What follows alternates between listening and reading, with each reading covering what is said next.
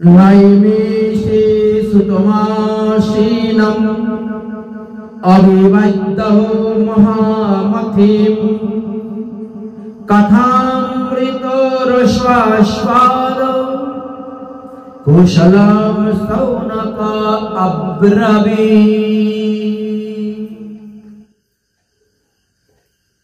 এবার বলছেন এই শ্রীমদ্ ভাগবত মহাপুরাণ শ্রবণ করার জন্য, পাওয়ার জন্য ৬০,০০০ ঋষিগণ একত্রিত হয়ে এক বিশাল যজ্ঞ করেছেন। তাহলে সেই সময়ে ভাগবত কত দুর্লভ ছিল। আজ থেকে ৫০০০ বছর আগের কথাই বলা হচ্ছে। ৫০০০ বছর আগেও শ্রীমদ্ ভাগবত মহাপুরাণ অত্যন্ত দুর্লভ ছিল, আর এখন এত সুলভ হয়েছে, তারপরেও লোক ভাগবত শ্রবণ করতে আসে না। কারণ হলো তাদের ভাগ্যই ভালো নয়, মন্দ ভাগ্য। এই ভাগবত শ্রবণ করতে গেলে না বহু জন্মের পুণ্যফল একত্রিত হতে হয়। বহু জন্মের পুণ্যফল যার একত্র হবে সেই ভাগবত কথা শ্রবণ করার সময় পায়, সুযোগ পায়, না হলে পায় না। একটা না একটা অসুবিধা তার লেগেই থাকবে, তার দ্বারা ভাগবত কথা শ্রবণ করা হয় না। এখন প্রশ্ন হলো নৈমিষারণ্যে কেন ৬০,০০০ ঋষিগণ একত্রিত হয়ে বসেছিলেন? তারও একটা কারণ আছে। এই যে মুনি ঋষিগণ, তারা তো লক্ষ লক্ষ বৎসর জীবিত, কোটি কোটি বৎসর তাদের পরমায়ু। সাধন ভজন করে তারা মৃত্যুকে পর্যন্ত জয় করে নিয়েছে। এই যে সপ্তঋষির নাম শুনতে পান না, এরা তো কোটি কোটি বৎসর পরমায়ু। আমাদের ব্রহ্মার এক দিবসের মধ্যে 14 মন্বন্তর হয়, তো সপ্তঋষিগণ তো 14 মন্বন্তর পর্যন্ত থাকেন এক একজন, অর্থাৎ 429,40,80,000 বৎসর।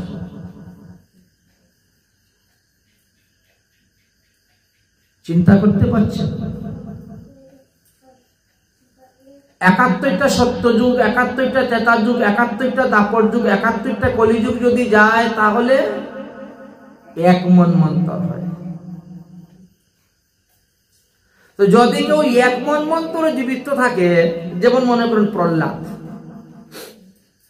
প্রহ্লাদকে ভগবান নৃসিংহদেব আশীর্বাদ দিলেন, যাও তুমি 1 মন্বন্তর কাল পর্যন্ত থাকবে, রাজত্ব করবে। তো 1 মন্বন্তর কাল মানে তাহলে প্রহ্লাদের পরমায়ুতে উনি 71 বার সত্যযুগ দেখবে, 71 বার ত্রেতা যুগ দেখবে, 71 বার দাপর যুগ দেখবে, 71 বার কলিযুগ দেখবে। সাধন ভজনের দ্বারা কি হয়? আয়ু বৃদ্ধি করা যায়। পাপেতে যেমন আয়ু ক্ষয় হয়, পুণ্যতে কিন্তু আয়ু বেড়ে যায়। এই জন্যই এই মুনি ঋষিগণ হাজার হাজার বছর ধরে তারা জীবিত আছেন। তাদের জীবনে অনেক সত্যযুগ, অনেক ত্রেতা যুগ, অনেক দাপর যুগ, অনেক কলিযুগ গিয়েছে। এইবারও সেমনি ভাবে যখন কলিযুগ আসতেছে, অর্থাৎ ভগবান শ্রীকৃষ্ণ যেদিন অন্তর্ধান হয়েছেন দ্বারকালীলা সমাপ্ত করে, সেদিন থেকেই কলিযুগের আরম্ভ। এই কারণে সমস্ত ৬০,০০০ ঋষিগণ তারা একত্রিত হয়ে চিন্তা করলেন যে কোথায় গিয়ে বসলে, ভজন সাধন করলে কলি আমাদেরকে ধরবে না। এই জন্যই তারা ব্রহ্মার কাছে গিয়েছিলেন যে ব্রহ্মাজি, আপনি বলুন পৃথিবীর মধ্যে কোথায় স্থান আছে যে স্থানে কলি প্রবেশ করতে পারবে না, আমরা সেখানে বসে ভজন করবো। কারণ কলির টার্গেটই হলো প্রথমেই সাধু শান্ত মহাত্মা। সাধুদের সাধুত্বতা নষ্ট করো, ব্রহ্মচারীর ব্রহ্মচর্য নষ্ট করো, বৈষ্ণবের বৈষ্ণবতা নষ্ট করো, এটা হলো কলির কাজ। সে নিজে করবে, অন্যকে দিয়ে করাবে, তার পরিবার কিন্তু বিরাট বড়, এত অধর্মের বন্ধু, এই জন্য তার পরিবারটা অনেক বড়। পরিবারের সবাইকে আপনার পিছনে লাগিয়ে দিবে, আপনাকে নষ্ট করার জন্য, আপনাকে ভ্রষ্ট করার জন্য, আপনাকে বিনাশ করার জন্য, আপনাকে পতন করার জন্য ধর্মপথ থেকে। কলি, এই মুনি ঋষিরাও পর্যন্ত কলিকে ভয় পেতেন। যদি কলি ধরে ফেলে তাহলে তো আমার সাধন ভজন সব নষ্ট হয়ে যাবে। এই কলির হাত থেকে কিভাবে রক্ষা পাওয়া যায়, এটা একমাত্র ব্রহ্মাই ভালো জানবেন। অতএব ব্রহ্মাকে গিয়ে জিজ্ঞেস করেন। এই জন্য সবাই মিলে ব্রহ্মার কাছে গেলেন। ব্রহ্মার কাছে গিয়ে স্তুতি বিনতি করে বললেন, ব্রহ্মা বলছেন, শোনো, আমি একটা চক্র ছেড়ে দিব। এই চক্রটা যেখানে গিয়ে নিমিষ হয়ে যাবে, অদৃশ্য হয়ে যাবে, মিলিয়ে যাবে, তোমরা কিন্তু সেখানে গিয়েই সাধন ভজন করো। দেখবে ওখানে কলি তোমাদেরকে কিছুই করতে পারবে না। ঠিক আছে, তাহলে আমরা তাই করব। এইভাবে সিদ্ধান্ত স্থির করে এবার তারা তৈরি হয়ে গেলেন। ব্রহ্মা সেই চক্রটিকে ছেড়ে দিলেন, তিনি মন থেকে সৃষ্টি করে চক্র ছেড়ে দিলেন। চক্রটা ঘুরতে ঘুরতে ঘুরতে ঘুরতে আমাদের ভারতবর্ষের উত্তরপ্রদেশের সীতাপুর জেলার একটা ঘন জঙ্গলের মধ্যে প্রবেশ করল। তারপরে চক্রের বেগ মন্দ হয়ে গেল। আচ্ছা, ঋষিগণ তাদের তপস্যা বলে ওই চক্রের পিছনে পিছনে যাচ্ছেন। চক্র যেখানে গিয়ে নিমিষ হবে সেখানে কলি থাকবে না, সেখানে আমরা বসে ভজন করব, এই জন্য তারা ছুটছেন। সেই স্থানে যাওয়ার পরে কি হলো, চক্রটা মাটির মধ্যে পড়ে গেল। চক্রটা ঘুরতে ঘুরতে ঘুরতে ঘুরতে এক বিশাল কুয়া সৃষ্টি হয়ে গেছে। ঘুরতেই আছে, ঘুরতেই আছে, মাটি উঠে উপর দিকে পড়তেছে। এখন মুনি ঋষিগণ চিন্তা করলেন, এই চক্র যদি এইভাবে ঘুরতে ঘুরতে ঘুরতে ঘুরতে সপ্ত পাতাল ভেদ করে দেয়, তাহলে তো পৃথিবী মহাপ্রলয়।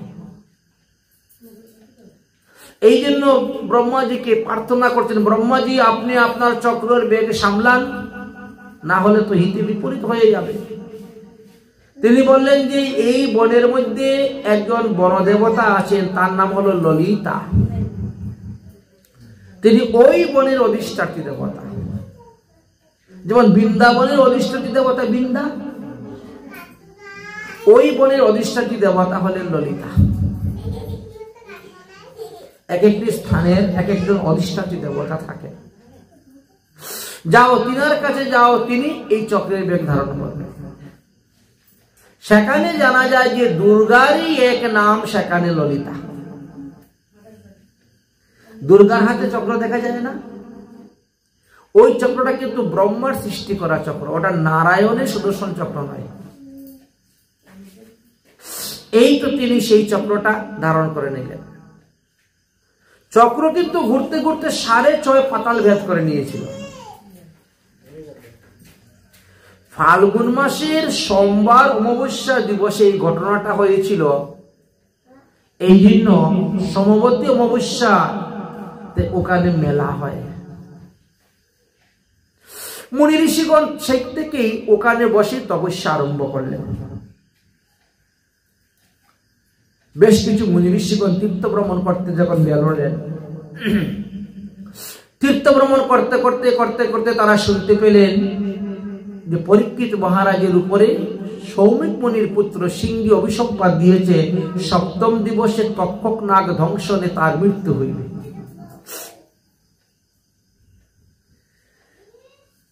তখন মুনি ঋষিরা বলছে, চলো রে এই পরীক্ষিতকে একবার দেখে আসে। এবার আমাদের তো নানা মুনি নানা মত আছে। কিছু লোক বলতে চায়, যার উপরে ব্রহ্ম সাপ তার মুখ দেখতে নাই, তাকে আবার দেখতে যাব কি? আমাদের মধ্যে এরকম কিছু লোক আছে। যদি বলেন যে অমুক জায়গার থেকে একজন বৈষ্ণব এসেছে, চলেন দেখবো, বলে কি দেখবো, উনি এই ধরনের লোক, ওনাদেরকে দেখবো কি? আমরা এরকম করি তো। যারা দেখতে গেল না, এদের লোকসান হলো। আরেক দল বলছে, আরে ইনার উপরে ব্রহ্মশাপ হলে তাতে কি হয়েছে? এই রকম ভক্ত রাজা কি আর দ্বিতীয় পাওয়া যাবে বিশ্বের মধ্যে?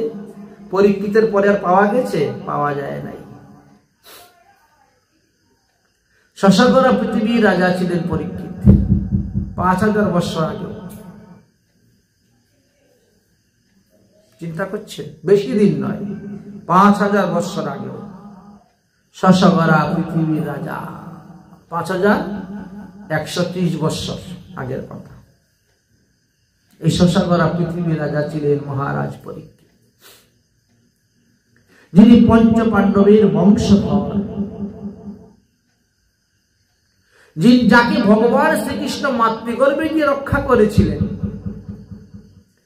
আচ্ছা, এমন ব্যক্তির মুখ দর্শন করবো না তো কার দর্শন করবো বলেন তো? এই জন্য মুনি ঋষিদের মধ্যে দুই দল হয়ে গেল। একদল বলছে আমরা তিনাকে দর্শন করব, যতক্ষণ পর্যন্ত ইনার প্রাণ ত্যাগ না হয় ততক্ষণ পর্যন্ত ইনার কাছেই আমরা থাকব 7 দিন। আর আরেক দল বলছে আমি না যাব না, আমরা তার মুখই দর্শন করব না। আচ্ছা, যারা মুখ দর্শন করলো না তারা পরিক্রমায় বেরিয়ে চলে গেলেন, আর যারা দর্শন করতে গেলেন তাদের লাভ হয়ে গেল। তারা সুখদেব গোস্বামীর মুখ থেকে শ্রীমদ্ ভাগবত সপ্তাহ 7 দিন শুনতে পেলেন। 7 দিন শুনতে পেলেন ভাগবত, শুনে তারা কৃতার্থ হয়ে গেলেন। এবার যারা দর্শন করতে যান নাই, তীর্থ ভ্রমণ করতে চলে গেলেন, তারা পরে পস্তাইতে শুরু করলেন, হাহারে এত সুন্দর একটা অনুষ্ঠান হলো, এত সুন্দর একটা উৎসব হলো, আর আমরা সেখানে গেলাম না। আমাদের অহংকার, আমাদের দম্ভ, এই যে অসুয়া ভাব, এটাই হলো পতনের মূল। এই জন্য বলছেন বিদ্যার অহংকার, রূপের অহংকার, ধনের অহংকার, কুলের অহংকার, যৌবনের অহংকার, সাধন ভজনের অহংকার, এগুলো করতে নাই। এই অহংকারই পতনের মূল হয়। অতি দর্পে হত লঙ্কা অভিমানে চ কৌরবা। লঙ্কা নষ্টের কারণ কে ছিল? অতিরিক্ত দর্ভ। অতি দর্পে হত লঙ্কা, আর অতি অভিমানে কৌরবরা নাশ হয়েছিল। এই জন্য বললেন এগুলো ভালো নয়, খারাপ। এবার যখন তারা সমস্ত ভারতবর্ষ তীর্থ ভ্রমণ করে আসলেন, আসার পরে কি করলেন? ওই নৈমিষারণ্যে এসে তারা এখন বসলেন, আমরা এখন ভাগবত প্রাপ্ত করব। এখন ভাগবত প্রাপ্তি হবে কেমন করে? সুখদেব তো ভাগবত পাঠ করে তিনি চলে গেছেন মহাপ্রস্থান। পরীক্ষিত মহারাজও ভাগবত পাঠ শ্রবণ করার পরে তিনিও নিত্যধামে চলে গিয়েছেন। আচ্ছা, এই যে 7 দিন 7 রাত্রে ভাগবত পাঠ হলো, 18,000 শ্লোকের ভাগবত, এ কি কেউ শোনা মাত্র শিখতে পারবে, বলতে পারবে? সুজা এত সহজ? আর এটা সর্বপ্রথম হয়েছে। আমরা না হলে 10 বার 20 বার শুনতেছি, একটু একটু মনে আছে, কম বেশি একটু বলতে পারবো, কিন্তু প্রথম একবার শুনেই এরকম শ্রুতিধর বিশ্ব ব্রহ্মাণ্ডের মধ্যে মাত্র একজন সুতমুনি। সারা বিশ্ব ব্রহ্মাণ্ডের মধ্যে একজনই শ্রুতিধর আছেন, সুতমুনি, যিনাকে স্বয়ং বলরাম আশীর্বাদ দিয়ে তিনাকে সুত বানিয়েছেন। লোমহর্ষ নন্দন উরস্রবা নামক সুতমুনি। তো তিনিও পরীক্ষিতের মহারাজের সবার এক পাশে বসে এই ভাগবত কথা শুনেছিলেন। তিনার উপরে তো আশীর্বাদ দেওয়া আছে বলরামের, এই জন্য তিনি যা শুনবেন তাই মুখস্থ, কণ্ঠস্থ।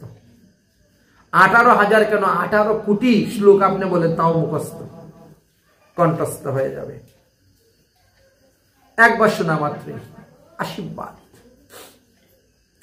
কিন্তু সুতমুনিকে পাবো কোথায়? এই ভাগবত প্রাপ্তির জন্য তারা যজ্ঞ আরম্ভ করলেন। যেটা অনাভাসে পাওয়া গেল সেটা তারা গ্রহণ করলেন না, তাদের অহংকারের কারণে, অভিমানের কারণে। এবার বুঝতে পারলেন নিজের ভুলটা নিজে, এবার তারা কি করলেন? যজ্ঞ আরম্ভ করলেন। যজ্ঞের সংকল্প কি? 1000 বৎসর। একদিন দুদিন নয়, এক সপ্তাহ নয়, এক মাস নয়, এক বছর নয়, 1000 বৎসর পর্যন্ত আমরা এই যজ্ঞ করে যাব। তারপরেও যদি এই শ্রীমদ্ ভাগবত মহাপুরাণ না পাওয়া যায়, 18,000 শ্লোকের ভাগবত মহাপুরাণ না পাওয়া যায়, তাহলে আমরা যজ্ঞ সমাপ্ত দিয়ে দিব।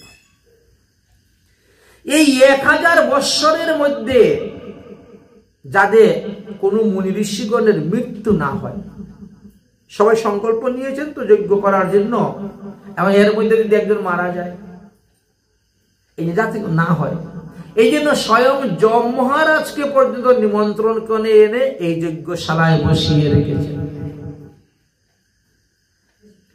তাহলে কারো মৃত্যু হবে না। শুরু হলো যজ্ঞ। যজ্ঞ করতে করতে করতে করতে করতে করতে প্রায় 200 বৎসর। যজ্ঞ যত পর্যন্ত পূর্ণ না হবে ততক্ষণ পর্যন্ত খাওয়া দাওয়া করা যাবে না, উপবাস থাকতে হচ্ছে। আচ্ছা, দীর্ঘদিন যদি আপনি এইভাবে উপবাস থাকেন তাহলে কি হবে? আপনার শরীর একেবারে কঙ্কাল সার হয়ে যাবে, খালি হাড্ডি আর চামড়াই থাকবে শরীরে। মুনি ঋষিদের সেইভাবেই ছিলেন, দেখেন না, অস্থি চর্ম তাপ। যজ্ঞের যে একটা ধুমা, একটা গরম তাপ, এতেও চামড়া কালো হয়ে যায় শরীর। এই যে অধিকাংশ মুনি ঋষি দেখবেন এরকম অস্থি চর্ম সার, কঙ্কালের সার দেহ, একেবারে ক্ষীণই। 200 বছর যজ্ঞ করার পর এবার তারা একদিন বসে ইষ্টপুষ্টি করতেন। কি ব্যাপার, এতদিন হয়ে গেল আমরা এই নৈমিষারণ্যে বসে যজ্ঞ করতেছি, যেখানে কলির কোনো প্রভাবই নেই, সবকিছু শুদ্ধ, অশুদ্ধ তো কিছুই নেই, তারপরেও আমরা কেন ভাগবত প্রাপ্তি হচ্ছে না? এটাই হলো তাদের মনে প্রশ্ন, কেন ভাগবত পেয়েছি না? এইভাবে ইষ্টপুষ্টি করতে করতে করতে করতে হঠাৎ একজনের নজর পড়ছে রাস্তার দিকে। আরে দেখো তো দেখো তো, ওই যে কি আসতেছে, যেন এবার 10 দিক আলো করে আসতেছে। কি আসতেছে উনি? ওই দেখতে দেখতে সবাই তখন আসন থেকে উঠে দাঁড়িয়ে গেলেন। যখন কাছে এসেছেন তখন দেখেন উনি সুতমুনি এসেছেন। এমনি অন্যান্য সমস্ত মুনি ঋষিগণ তিনাকে একেবারে সাষ্টাঙ্গে দণ্ডবত প্রণাম করতে শুরু করেছেন। সুতমুনিও তাদেরকে প্রণাম করছেন। একই করছেন আপনারা, একই করছেন। আরে আমি তো আপনাদের নাতির বয়স নয়, আপনারা তো মানে হাজার হাজার লক্ষ লক্ষ কোটি কোটি বৎসর পরমায়ু আপনাদের, আর আপনারা এত বড় জ্ঞানী গুণী হয়ে, এত বয়োজ্যেষ্ঠ হয়ে আমাকে আপনারা প্রণাম করছেন। তখন এই 60,000 ঋষিদের মধ্যে শ্রেষ্ঠ ছিলেন শৌনক মুনি। শৌনক মুনি বললেন যে শুনো বাবা। শৌনক মুনি কি বললেন? ধনবৃদ্ধা বলবৃদ্ধা আয়ুবৃদ্ধা তথাইব চ তে অপি সর্ব জ্ঞানবৃদ্ধাশ্চ কিংকরস্মি শিষ্যম। এই জগতের মানুষ না 4 ধরনের মানুষকে দণ্ডবত প্রণাম করে। প্রথম হলো যারা ধনী ব্যক্তি, ধনীদেরকে সবার আগে সবাই প্রণাম করে। আসুন বাবু আসুন, এই জগতের এটাই ব্যবহার, বলেছেন সমাদর। ধনবৃদ্ধা। দ্বিতীয় কিন্তু আবার বলবৃদ্ধা, যাদের বল শক্তি বেশি, একটু মারামারি করে, এদেরকে দেখলে পরে আগেই মানুষে হাত জোর করে নেয়, ও কখন কোথায় ঘুষি মারি দিবে, কিল মেরে দিবে ঠিক নেই, আগে থেকেই ঠান্ডা হয়ে থাকে। দাদা হাত জোর করে কথা, ধনবিদ্যা বলবৃদ্ধা। তৃতীয়তে গিয়ে হলো আয়ু বৃদ্ধা, আমরা বয়োজ্যেষ্ঠদেরকে প্রণাম করি। এই তিনজন থেকে আরো শ্রেষ্ঠ হলো যিনি ভক্ত, যিনি বৈষ্ণব, যিনি জ্ঞানবৃদ্ধা হয়ে গেছেন, তিনার জ্ঞানটা পেকে গেছে। এই জন্য জাগতিক জগৎ থেকে, মায়ার সংসার থেকে তিনি আলাদা হয়ে গেছেন। এই জন্য তাকে আমরা সবাই প্রণাম করি। শৌনক মুনি বললেন যে হে সুত, যিনি জ্ঞানবৃদ্ধা তাকে অন্য কিছু দেখতে নাই। সে আমার নাতি না, আমার ভাগিনা না, আমার ভাতিজা না, আমার ভাইপু, ওইসব দেখতে নেই, কারণ সে জ্ঞানবৃদ্ধা। আমি তো মায়ার সংসারে পড়ে আছি, আমার আমার আমার ছেলে, আমার মেয়ে, আমার বাড়ি, আমার গাড়ি, আমার আমার করতেছি। আর ওদের মধ্যে তো আমার আমার নেই, এদের সমস্ত ঈশ্বরকে অর্পণ করে দিয়েছে। তাহলে আমার থেকে তো সে অনেক ঊর্ধ্বে। তো যে আমার ঊর্ধ্বে তাকে তো আমি প্রণাম করবো, তো তাকে আমি নাতি জ্ঞানে দেখবো? এ তো মায়ার জগতের। এই জন্মে সে আমার নাতি হয়ে এসেছে, এটা তো মায়ার।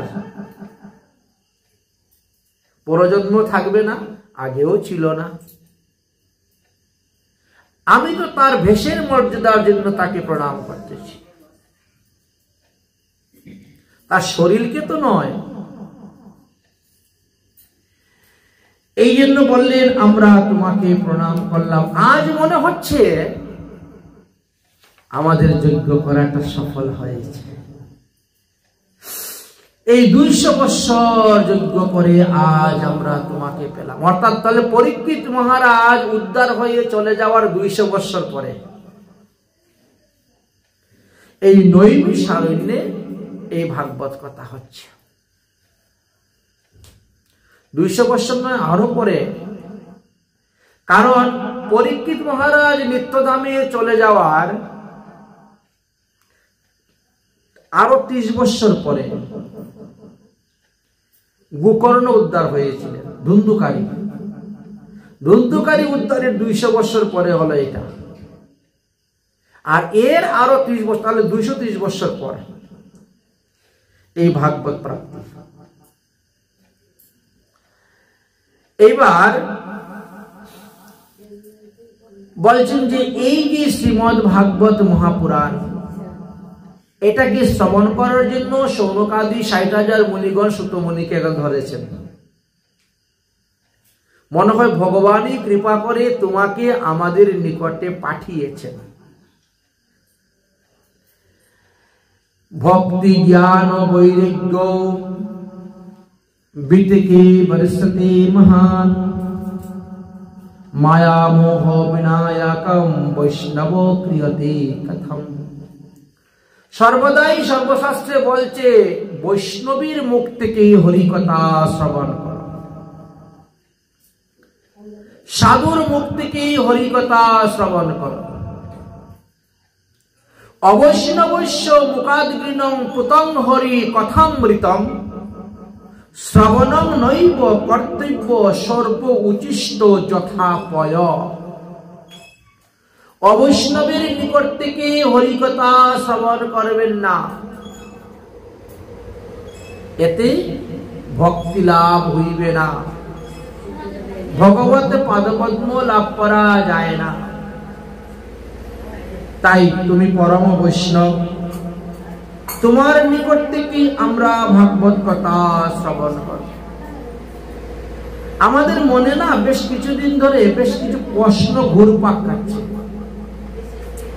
কিন্তু কাকে যে এই প্রশ্নগুলো জিজ্ঞাসা করব, কে আমাদেরকে সঠিক উত্তর দিবে সেরকম বুঝতে পারছি না।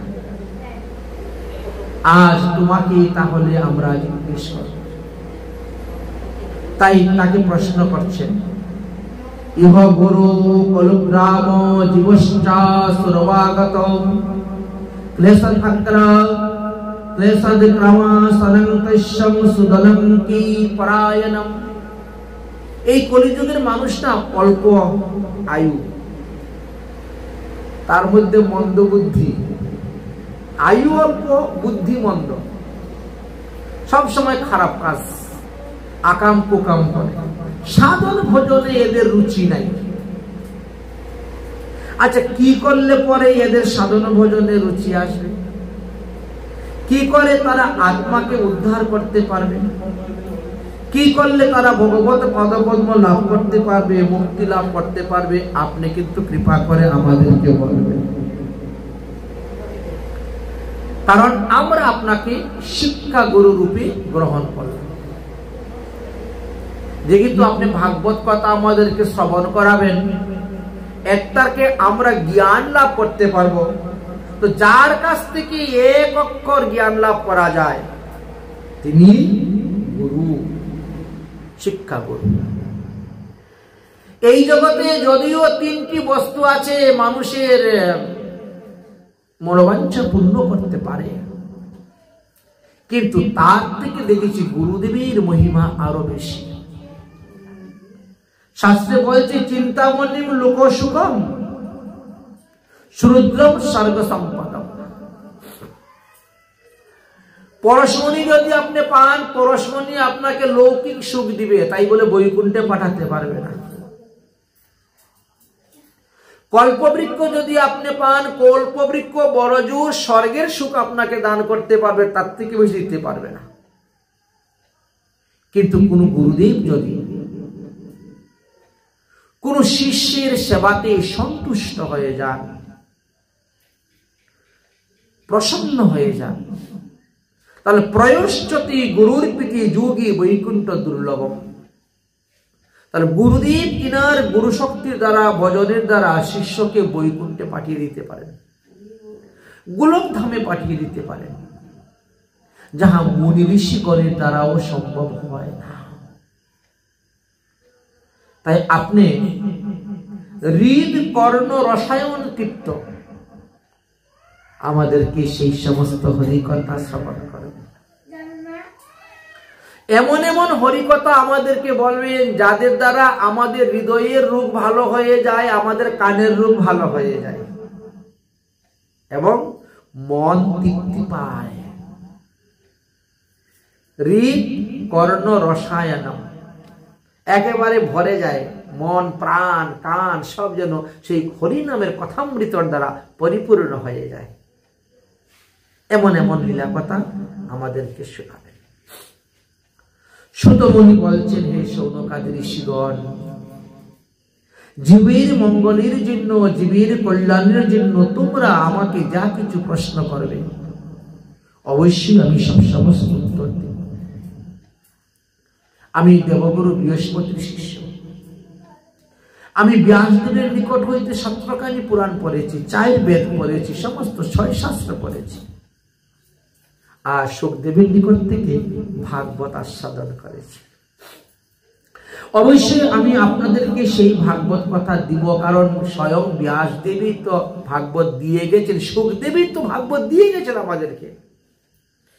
এই ভাগবত প্রচার প্রসার করাই হলো আমাদের কর্তব্য। শ্রীচৈতন্য মনোভীষ্টম, মহাপ্রভুর মনেও তো এই বাসনাই ছিল, তিনি সর্বত্র এই হরিনাম প্রচার করেন। শ্রীচৈতন্য মনোভীষ্টম স্থাপিতং যেন ভূতলে। তাই মহাপ্রভুর যে ইচ্ছা ছিল, সেইভাবে আমরাও সেই ইচ্ছা নিয়ে এই হরিনাম প্রচার, এই শ্রীমদ্ ভাগবত মহাপুরাণ প্রচার, শ্রীকৃষ্ণের লীলাকথা প্রচার, এই সনাতন ধর্মের প্রচার প্রসার করে তাদেরকে যাতে ধর্মের মধ্যে আবদ্ধ করে রাখা যায়, তারা যাতে বিধর্মী না হয়, উপধর্ম, পরধর্ম, ছল ধর্ম, কপট ধর্ম আশ্রয় না করে, অন্য ধর্মে না যায়, এর জন্যই তো এই প্রচার প্রসার।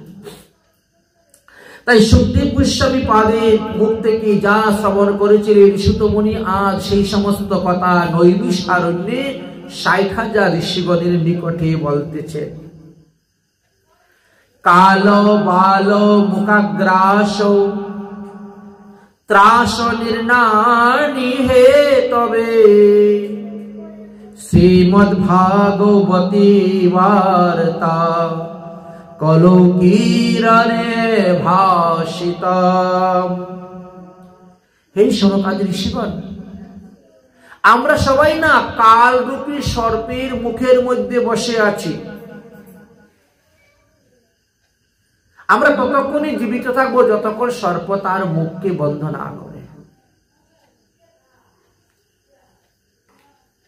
তাই এইটুক সময়ের মধ্যে এই অনিত্য দেহ দিয়ে নিত্য বস্তু ভগবানকে লাভ করা যায় যদি কেউ এক মনে এক চিত্তে হরিভজন করে, যদি বিষয় ভোগের চিন্তাটা মন থেকে সরিয়ে দিতে পারে।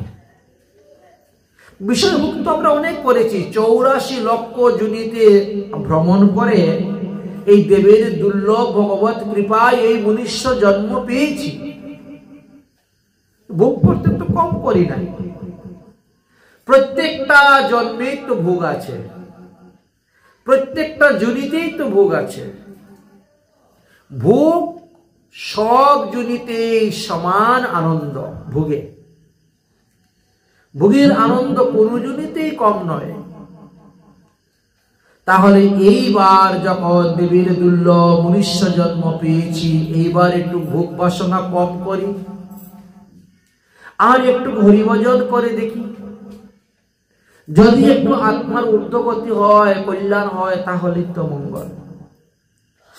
কলিযুগের যুগের পরমায়ু মাত্র 120 বৎসর নিয়ে এসেছি আমরা, কিন্তু বর্তমান সময়ে সবাই তো 120 বৎসর যাইতেও পারে না, তার আগেই মৃত্যুবরণ হয়ে যায়। তাই মৃত্যুকে তো আমরা জয় করতে পারি না, এই মৃত্যুকে জয় করতে পেরেছে হনুমান, তাই না? 4 যুগের অমর। এইভাবে সপ্তঋষির কথা জানা যায়, এরা মৃত্যুকে জয় করেছে।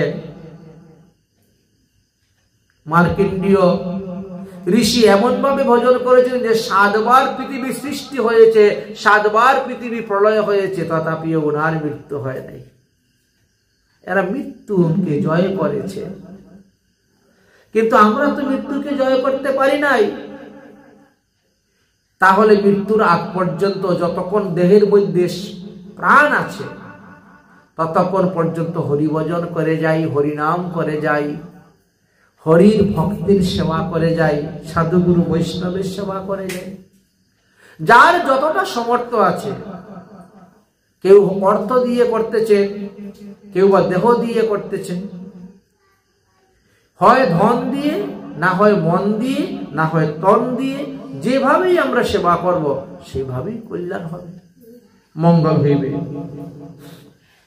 কিন্তু এই ভাগবত কথা শ্রবণ করতে গেলে না অনেক পুণ্যের প্রয়োজন হয়। জন্মান্তরে ভবৎ পুণ্যম বলছেন, বহু জন্মের পুণ্য। জন্মান্তরে ভবৎ পুণ্যম তদা ভাগবতম লভে। বহু জন্মের পুণ্য যদি একত্র না হয়, তাহলে এই শ্রীমদ্ ভাগবত মহাপুরাণ শ্রবণের সময় বা সুযোগ পাওয়া যায় না। নেমিরে ভগবতং রূপম শাস্ত্রং ভাগবতম কলৌ পঠনত শ্রবণাৎ সদ্ধনম বৈকুণ্ঠম ফলমাপ্নুয়াৎ। এই যে শ্রীমদ্ ভাগবত মহাপুরাণ, এটা সাক্ষাৎ ভগবান শ্রীকৃষ্ণেরই অঙ্গ। ভাগবতের প্রথম স্কন্ধ, দ্বিতীয় স্কন্ধ ভগবানের 2টা চরণ, তৃতীয় স্কন্ধ, চতুর্থ স্কন্ধ ভগবানের 2টা উরু, পঞ্চম স্কন্ধ হলো নাভি, ষষ্ঠ স্কন্ধ হলো হৃদয়, সপ্তম স্কন্ধ, অষ্টম স্কন্ধ হলো 2 বাহু, নবম স্কন্ধ হলো কণ্ঠদেশ, দশম স্কন্ধ মুখমণ্ডল, একাদশ স্কন্ধ ললাট, আর দ্বাদশ স্কন্ধ হলো মস্তক। তাই শ্রীমদ্ ভাগবত মহাপুরাণে 12টি স্কন্ধ আছে, তাতে 335টি অধ্যায় আছে, 18,000 শ্লোক আছে, আর 5,75,000টা অক্ষর আছে এই ভাগবত। অতএব ভাগবত পুজিলেই কৃষ্ণের পূজা হয়। ভাগবত পঠন পাঠন ভক্তির সময়। এই ভাগবত কাদের জন্য রেখে গেছেন বলে সাধুদের জন্য, ভক্তদের জন্য রেখে গেছেন। অভক্তদেরকে ভাগবত দেওয়া নিষেধ করে গিয়েছেন। স্বয়ং সুখদেব পর্যন্ত দেন নাই। আমরা যে ভাগবত এখন পেয়েছি এটা দেবের দুর্লভ, দেবতারাও এই ভাগবত পাওয়া নাই। আচ্ছা, দেবতারা মহাভারত কিন্তু পেয়েছেন। মহাভারতে লেখা আছে, মহাভারত যখন রচনা করেছিলেন তখন 60 লক্ষ শ্লোক দিয়ে মহাভারত রচনা করেছিলেন, তাই না? দেবতারা এসে 30 লক্ষ শ্লোক নিয়ে চলে গিয়েছিল, পরে রইল 30 লক্ষ শ্লোক। এইভাবে ভাগ করতে করতে করতে করতে শেষে 1 লক্ষ শ্লোক আমরা পেয়েছি। 59 লক্ষ শ্লোকই সব ভাগাভাগি করে সবাই নিয়ে চলে গেছে। পরীক্ষিতের সভাতে যখন সুখদেব গোস্বামী পাদ এই ভাগবত পাঠ আরম্ভ করলেন, তখন স্বর্গের দেবতারা চিন্তা করলেন এই ভাগবত তো আমাদের স্বর্গে নাই। চিন্তা করছেন, সুরনামপি দুর্লভা, দেবতাদেরও দুর্লভ, স্বর্গে নেই। তাই দেবরাজ ইন্দ্র বললেন, চলো সমস্ত দেবগণ আমরা গিয়ে ভাগবত নিয়ে আসি। যাই যে বস্তু স্বর্গেতে নাই, অথচ মর্ত্যবাসীরা সেই আনন্দ পাচ্ছে, তারাও উপভোগ করতেছে, চলো নিয়ে আসবো আমরা। চলো ভাগবত কথা শুনতে যাব। আর ভাগবত কথা যে শুনতে যাব, তাহলে কি নিয়ে যাব? এটা তো চিন্তার কথা। আচ্ছা, যারা মর্ত্যলোকের মানুষ তারা তো ভাগবত পূজা শ্রবণ করতে গেলে কেউ টাকা নিয়ে যাবে, কেউ ফল নিয়ে যাবে, কেউ বস্ত্র নিয়ে যাবে, কেউ অর্থ নিয়ে যাবে, কেউ ফুল নিয়ে যাবে, কেউ তুলসী পাতা নিয়ে যাবে, কেউ ফুলের মালা নিয়ে যাবে। হরিকথা শ্রবণ করতে যাব, খালি হাতে তো যেতে নাই, শুনতে নাই। তো আমরা কি নিয়ে যাব? বলে আমরা তাই নিয়ে যাবো। বলে ধর, আমরা তাই নিলে হয়? আমরা তো মনুষ্য হইতে হাজার হাজার গুণ শ্রেষ্ঠ, দেবতা। তা আমরা যখন শ্রেষ্ঠ, তো শ্রেষ্ঠ বস্তু তো নিয়ে যেতে হবে। একটা মান সম্বন্ধের ব্যাপার আছে না? তাহলে কি নিয়ে যাব? দেবরাজ ইন্দ্র চিন্তা করতে করতে বের করলেন যে অমৃত। কারণ পৃথিবীর মানুষের কাছে অমৃত নাই, কেউ গিয়ে অমৃত দিতে পারবে না। ফুল দিতে পারবে, তুলসী দিতে পারবে, টাকা পয়সা দিতে পারবে, হ্যাঁ, ধান চাউল সোনা রূপা, হ্যাঁ, বস্ত্র আদি সব দিতে পারবে, কিন্তু অমৃত কেউ দিতে পারবে না। তা যেটা পৃথিবীর লোক কেউ দিতে পারবে না, যত শ্রোতা আসছে কেউ দিতে পারবে না, সেটা আমি দিব। তবেই তো দেবরাজ ইন্দ্র বলে কথা। এই জন্য তিনি ওই অমৃতের কলস নিয়ে আসলেন পরীক্ষিত মহারাজের কাছে। এসে উপস্থিত হলেন, দেখেন সুখদেব গোস্বামী পাদ ভাগবত পাঠ করতেছেন। সুখদেব গোস্বামীকে দেবতারা পর্যন্ত প্রণাম করলেন। বাস্তবে সত্যি, যারা বৈষ্ণব, যারা প্রকৃত বৈষ্ণব, আমার মতো ভণ্ড বৈষ্ণবরা কেউ প্রণাম করবে না, বলেছেন। যারা প্রকৃত বৈষ্ণব তাদেরকে দেবতারা পর্যন্ত প্রণাম করেন। শাস্ত্রে এটা লেখা আছে, দেবতারা পর্যন্ত প্রণাম করেন। তাই দেবতারা এসে সুখদেব গোস্বামীকে প্রণাম করলেন। ব্যাসদেব সুখদেবকে প্রণাম করতেন, পিতা হয়ে পুত্রকে। পরাশর মুনি পর্যন্ত সুখদেবকে প্রণাম করেছেন, দাদু হয়ে নাতিকে। কারণ সুখদেব এমন এক স্তরে সাধন ভজন করে গিয়ে পৌঁছেছিলেন, তিনি আত্মানন্দী হয়ে গিয়েছিলেন। তিনিও আত্মাতে রমণ করতেন, এই জন্য আত্মানন্দী। স্কন্দ পুরাণে বলছেন যে ভগবান শ্রীকৃষ্ণ এক অংশে সুখদেব রূপে অবতীর্ণ হয়েছেন। ভগবানের তো অনেক অনেক অবতার না, গুণ অবতার, লীলা অবতার, পুরুষ অবতার, আবেশ অবতার, শক্তি অবতার, যুগ অবতার, মন্বন্তর অবতার। ইনার তো অবতারের অন্ত নেই। এই জন্য বললেন যে না, ভগবান শ্রীকৃষ্ণই এক অংশের অংশাংশ রূপে তিনি সুখদেব গোস্বামী রূপে এসেছেন, তারই লীলা কথা তিনি বর্ণন করার জন্য। তিনি ব্যাসদেব রূপে এসেছেন তারই লীলা কথা তিনি লেখার জন্য। যাই হোক, সুখদেবকে প্রণাম করলেন। প্রণাম করে দেবরাজ ইন্দ্র বললেন, সুখদেব গোস্বামীপাদ, আপনি তো গোদহন কাল পর্যন্ত কোন গৃহস্থের বাড়িতে থাকেন না। গোদহন কাল মানে 6 মিনিট। আপনি 6 মিনিটের বেশি কোন গৃহস্থের বাড়িতে থাকেন না। এখন এই 18,000 শ্লোকের এই ভাগবত কথা যদি আপনি পরিবেশন করতে যান, তো পরীক্ষিতের পরমায়ু 7 দিনই তো আপনি পাঠ করবেন। তাহলে এই 7 দিনের মধ্যে এত বড় একটা বৃহৎ সংহিতা আপনার পাঠ করে আপনার নিজের 7 দিনে সাধন ভোজন নষ্ট। নিজের সাধন ভোজন হলো না, ওকে হরি কথা শোনাইলেন, পাঠ শোনাইলেন, এতে পরীক্ষিতের কি লাভ হইবে? প্রশ্ন, পরীক্ষিতের কি লাভ হইবে? সুখদেব গোস্বামী পাদ বললেন, এই 7 দিন যদি পরীক্ষিত এক মনে এক চিত্তে ভাগবত কথা শ্রবণ করতে পারে, তাহলে সে অমর হয়ে যাবে। তার মানে কি? তার মৃত্যু হবে না? তবে কি তার মৃত্যু হবে না? বলে না, এই জন্মে তো তার উপরে অভিসম্পাদ আছে, মৃত্যু হবে, কিন্তু আর পুনরায় আর তার জন্ম হইবে না। আচ্ছা, মৃত্যুটা কার হয়? মৃত্যুটা তো দেহের, আত্মার তো মৃত্যু নেই। আত্মা তো অজর অমর,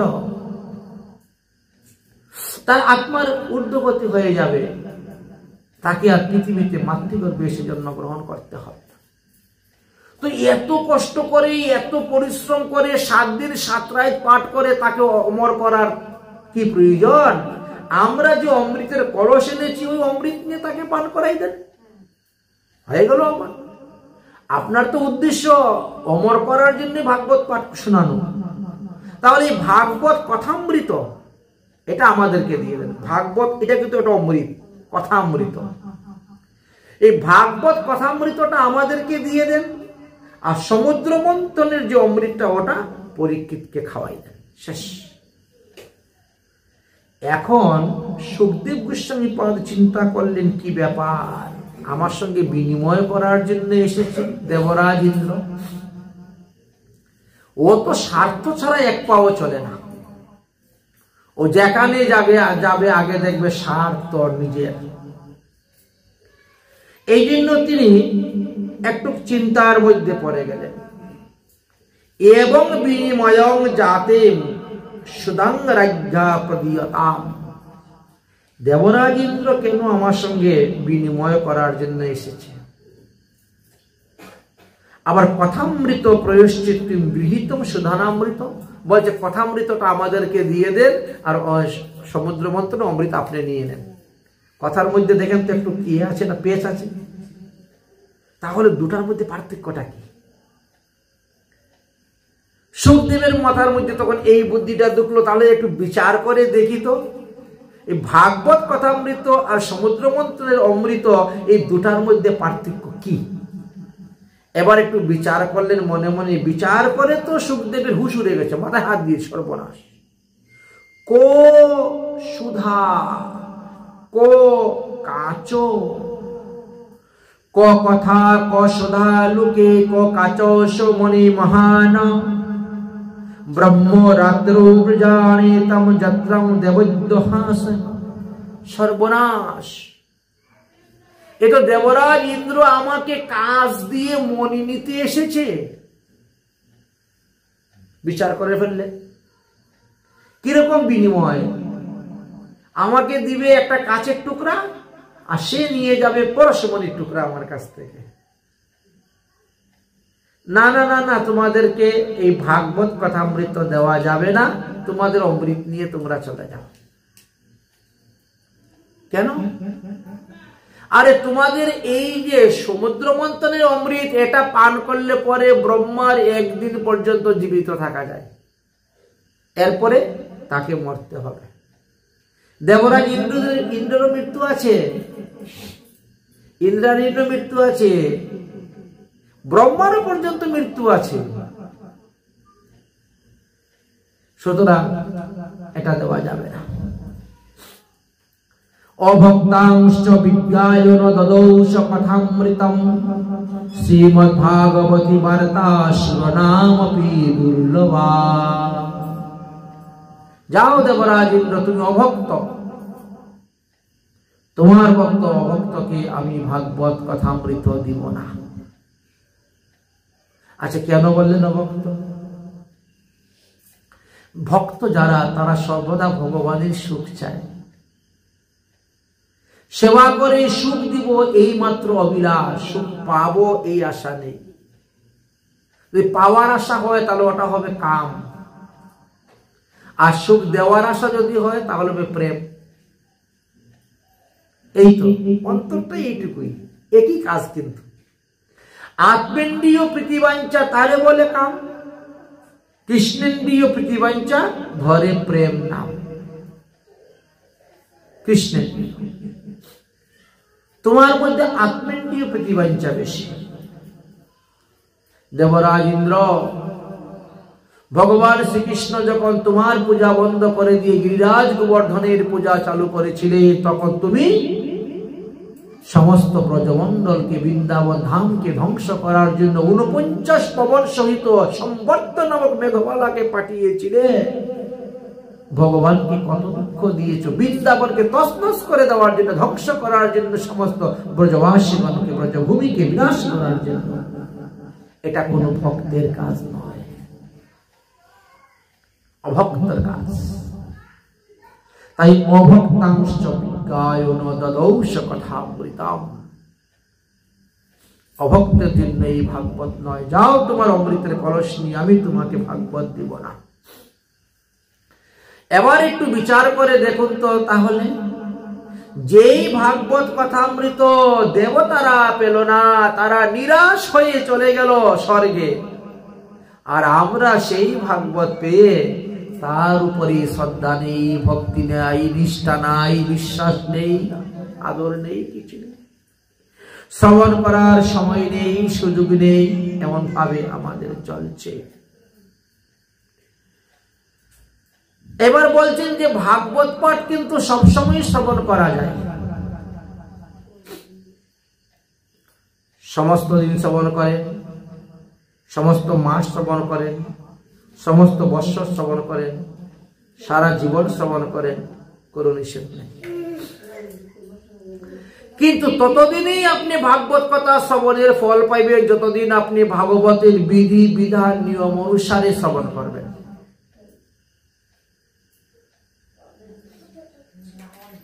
ততদিনই ফল পাবেন। আর যদি বিধিবিধান নিয়ম না মেনে আপনি শ্রবণ করেন, তাহলে ফল পাওয়া যাবে না। শ্রবণাদি শুদ্ধ চিত্তে হইবে উদয়। এই জন্য আমাদেরকে বললেন যে সারা জীবন শুনলেও কোনো ক্ষতি নাই, সারা বৎসর ব্যাপী ভাগবত শুনলে শ্রবণ ক্ষতি নেই। আপনি যদি মনে করেন যে প্রতিদিন আমি 1 অধ্যায় করে ভাগবত পাঠ করব, তাহলে 365 অধ্যায় 365 দিন পাঠ করলেন, মাহাত্ম্যের আরো 6 অধ্যায়, 340 দিন চলে গেল আপনার পাঠে।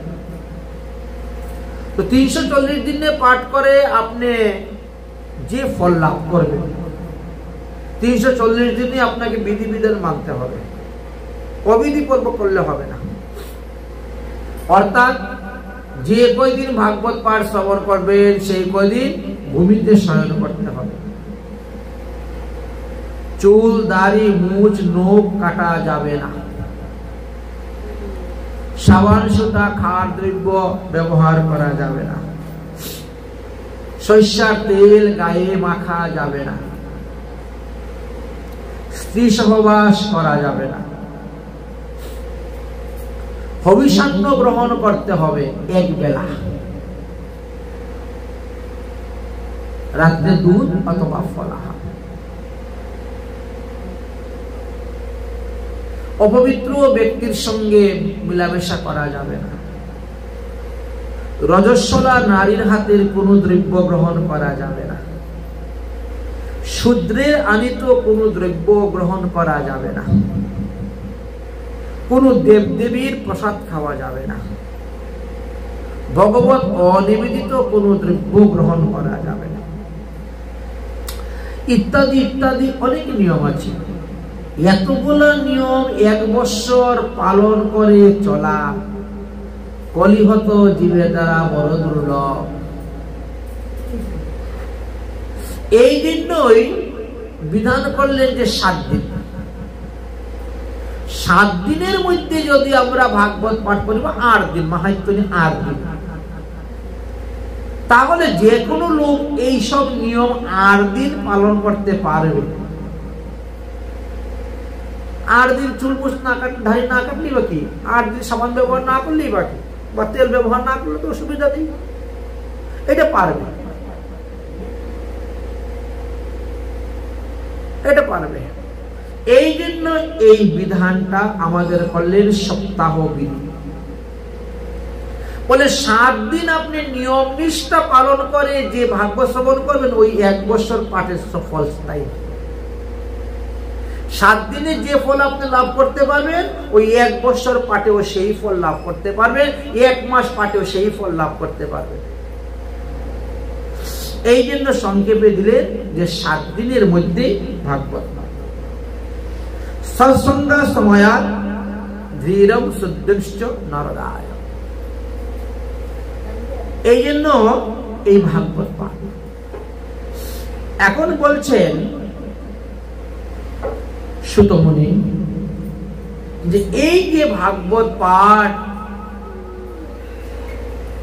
দ্বারা কে কি উদ্ধার হবে জানেন? এই পৃথিবীতে যত রকমের পাপী আছে, যত রকমের পাপী আছে, সমস্ত প্রকার পাপীদের উদ্ধারের উপায় হলো এই ভাগবত। শুধু পাপীও নয়, যার যত কামনা আছে, যার যত বাসনা আছে, সেটাও তার পূর্তি হবে। কারণ ভাগবত হলেন নিগম কল্পতরুর গলিত ফলম।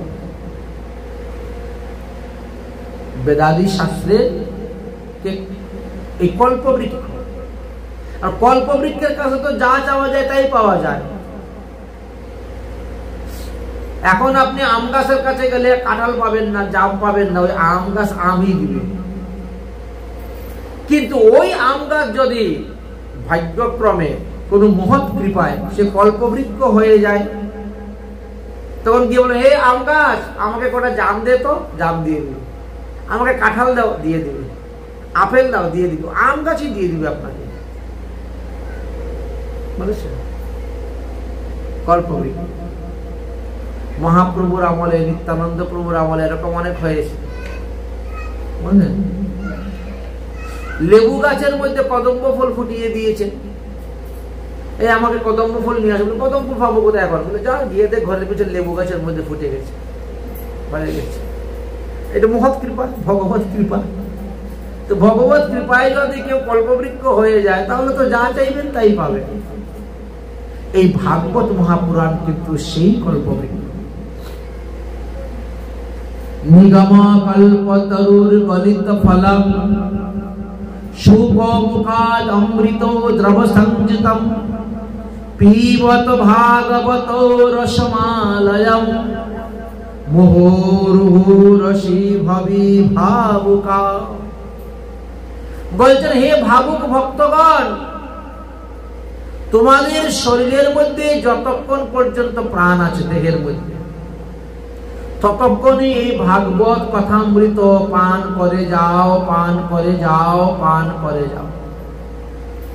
ইহাকে কখনো ত্যাগ করিও না, ছাড়িও না। বলে একবার তো শুনেছি, আবার কি শুনবো?